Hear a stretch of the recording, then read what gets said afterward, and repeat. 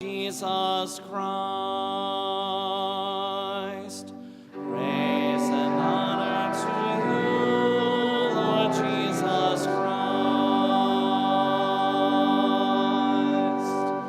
Repent, says the Lord, the kingdom of heaven is at hand.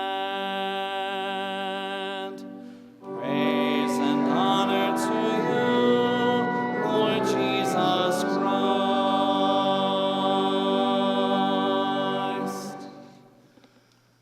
The Lord be with you.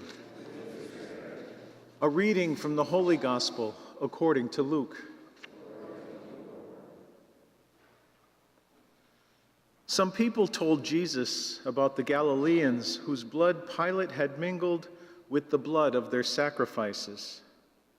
Jesus said to them in reply, "Do you think that because these Galileans suffered in this way, they were greater sinners than all other Galileans? By no means. But I tell you, if you do not repent, you will all perish as they did. Or those 18 people who were killed when the Tower of Siloam fell on them, do you think that they were more guilty than everyone else who lived in Jerusalem? By no means. But I tell you, if you do not repent, you will all perish as they did." And he told them this parable. There was once a person who had a fig tree planted in his orchard, and when he came in search of fruit on it but found none, he said to the gardener, "For 3 years I have come in search of fruit on this fig tree, but have found none. So cut it down. Why should it exhaust the soil?" He said to him in reply, "Sir, leave it for this year also, and I shall cultivate the ground around it and fertilize it. It may bear fruit in the future. If not, you can cut it down." The Gospel of the Lord.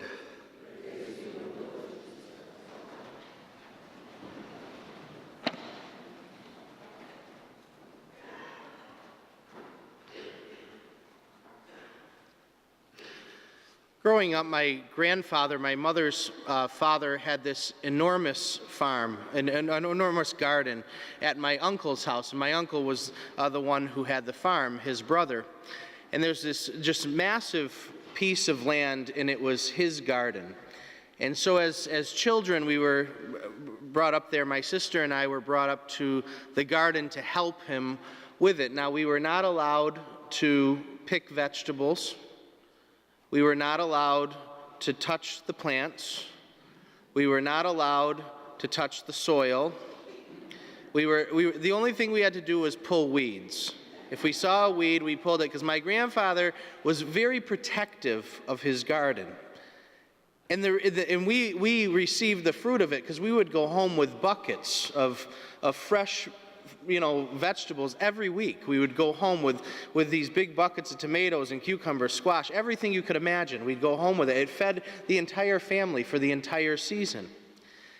And the reason my sister and I hated going up there, because we just hated pulling weeds.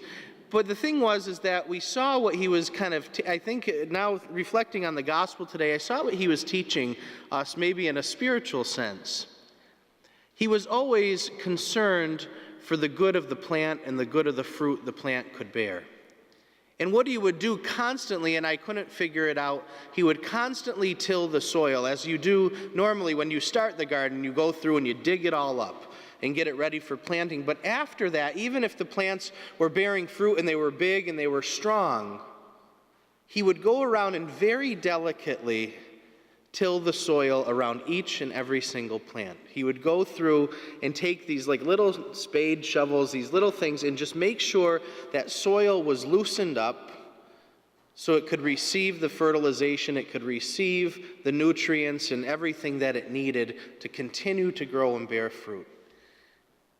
And really, as we hear in the gospel today about that fig tree that does not bear fruit, and the landowner wants to dig around it to fertilize it and to see if it can, That's what Lent calls us into. The act of repenting, the act of reconciliation with God is an opportunity for us to till the soil. It's an opportunity for us, as St. Paul warns us, be careful to those who think they are standing on secure ground, because you might just fall. The ground that we think we stand on as Christians and Catholics, the ground that we think is ours, sometimes has a lot of stuff under it that is preventing us from bearing the good fruit. And so when we till that soil, when we till the soil of the soul and of the heart, we begin to see what needs to come out and also who needs to go in. And so it's an opportunity for us this week as we continue right in the middle of the Lenten season. How do I need to till the soil of my soul? To approach that great sacrament of reconciliation, where God seeks not to judge, where God seeks not to pound us over the head, but where God seeks to fill us. When we've ripped out all that stuff that prevents us from continually growing and bearing abundant fruit, our sinfulness, our wrongdoings, when we pull that all out, then God can come in. God can come in and begin to nourish us and help us to continue to grow and continue to bear the good fruit. The Lord is kind and merciful, as we read in that and sang in that beautiful psalm today.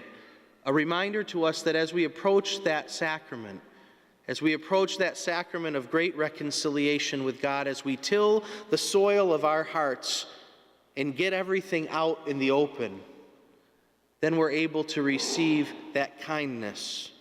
We're able to receive that mercy, that goodness, and the forgiveness of the God who will never turn his back on us, and the God who desires us to bear good fruit. So my hope and my prayer for me, my hope and my prayer for all of us, is that we won't be afraid to even dig around what may seem like a good plant, to dig around just a little bit and to pull out what prevents it from continuing to grow, what prevents us from continuing to grow, and allow God to come in. Allow him to be part of who we are, to make us grow, and to bear the good fruit that he has destined us to produce.